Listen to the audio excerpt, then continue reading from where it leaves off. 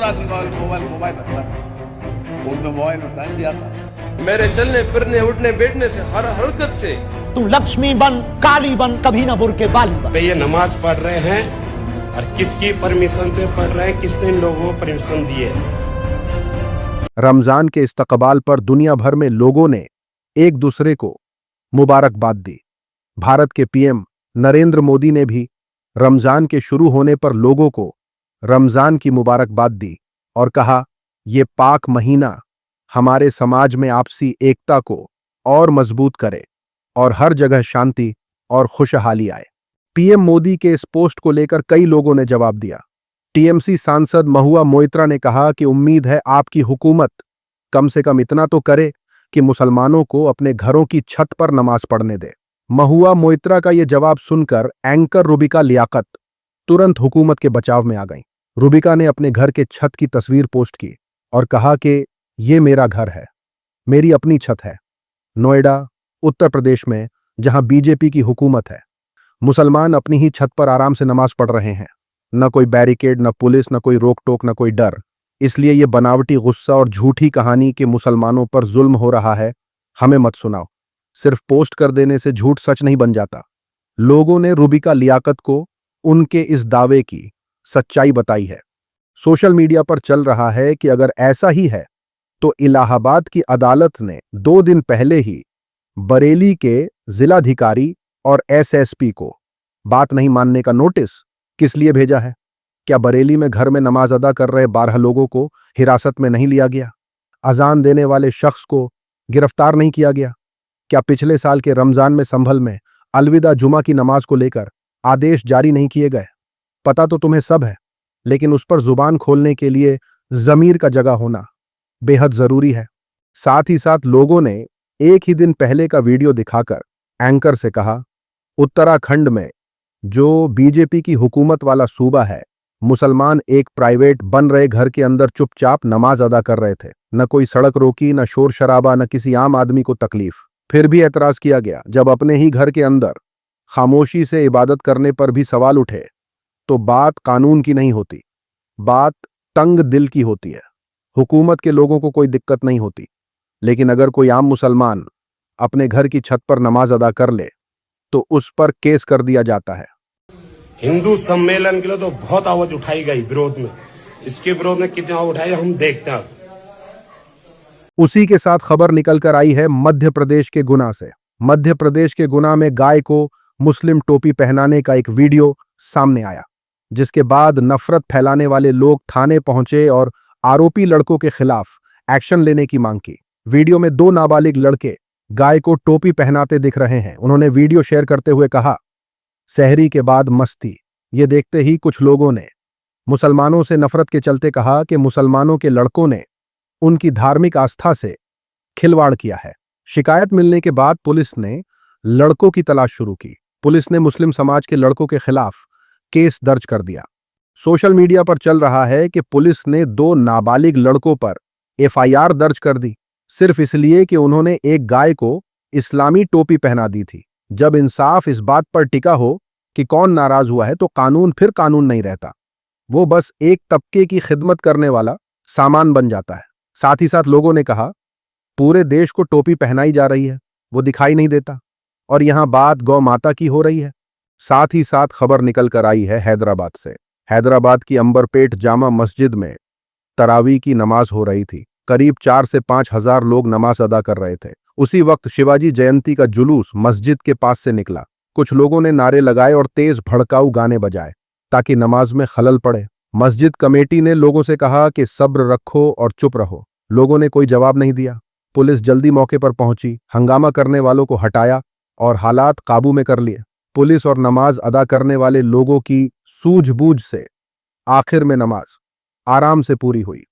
कोई बड़ा झगड़ा या परेशानी नहीं हुई। यानी कुछ लोग जो इस पाक महीने में दंगा कराना चाहते थे, नाकामयाब रहे।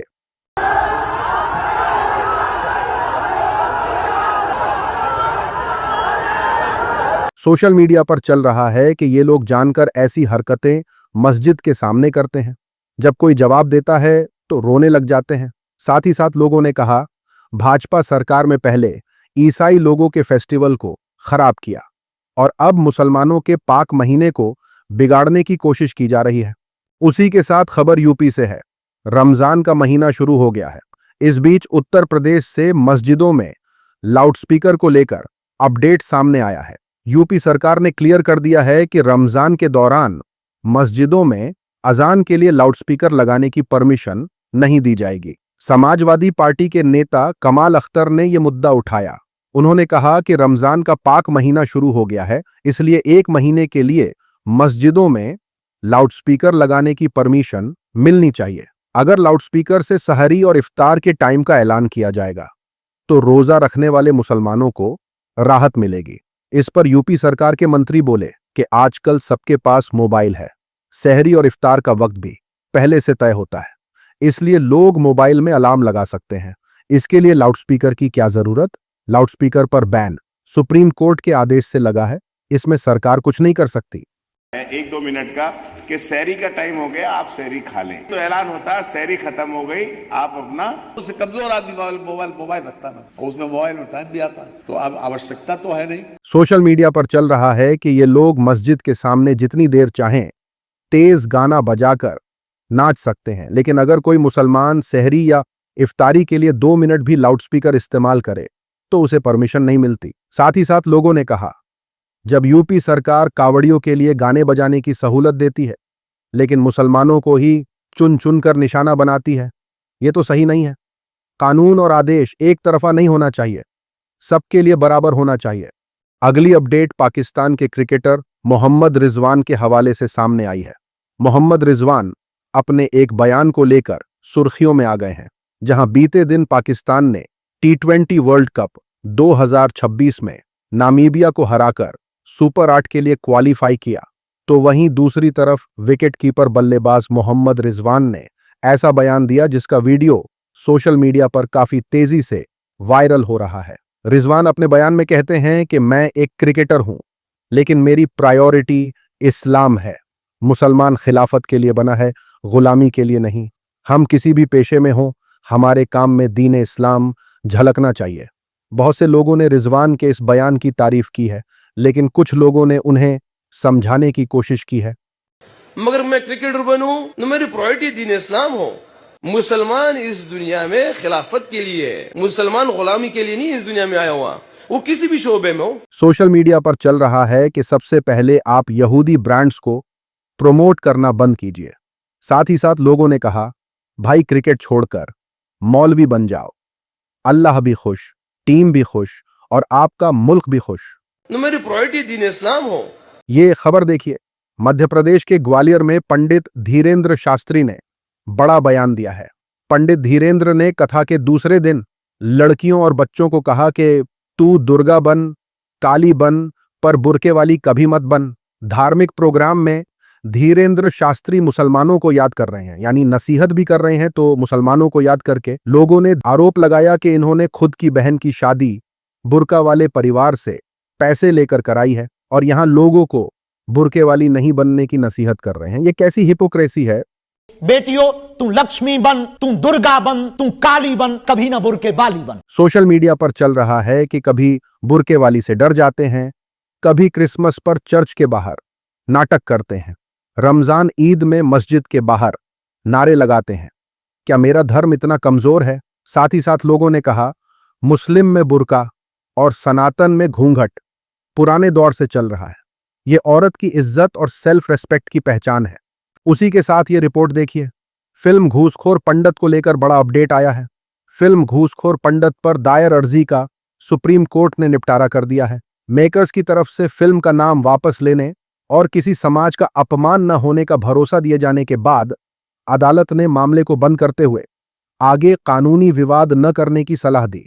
इससे पहले अदालत ने फ्रीडम ऑफ स्पीच के नाम पर किसी समुदाय को टारगेट न करने की बात कही थी।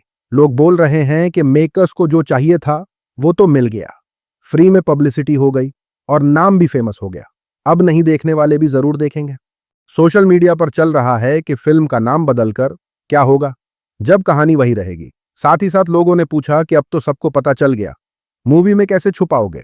अब बात करते हैं फिल्म धुरंधर 2 के हवाले से।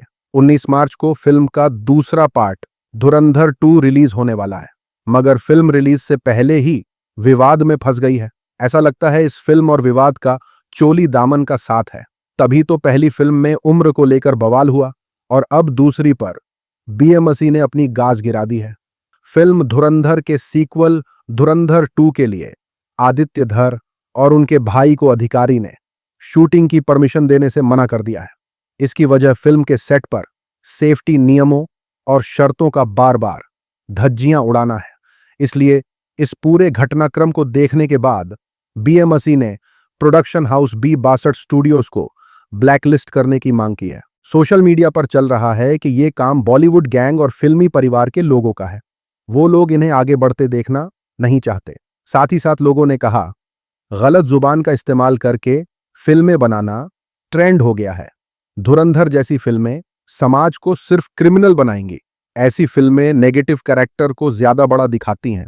साथ ही साथ खबर है मालाबार गोल्ड के हवाले से। ज्वेलरी कंपनी मालाबार गोल्ड के खिलाफ नफरती मुहिम चलाने वाले तमाम लोगों को बॉम्बे हाई कोर्ट ने लीगल नोटिस भेजा है।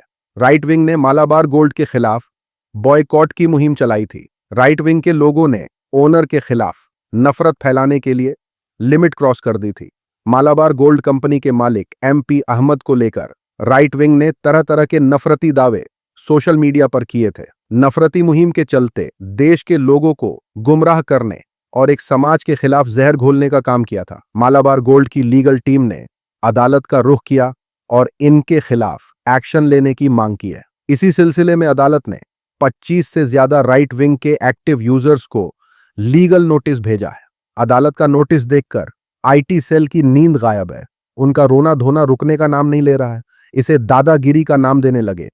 सोशल मीडिया पर चल रहा है कि जब अडानी ग्रुप ने यही काम दूसरे मीडिया वालों और यूट्यूबर के साथ किया था तब तुम बड़े खुश हो रहे थे, और अब जब वही चीज तुम्हारे साथ हो रही है तो तुम्हें यह दादागिरी लग रही है। साथ ही साथ लोगों ने कहा, कर्मा कभी किसी का हिसाब छोड़ता नहीं। आपने इस प्लेटफॉर्म पर बहुत नफरत फैलाई है। इस मुल्क की आपसी मेल मिलाप और अमन के लिए आपको यहां से हटा देना चाहिए।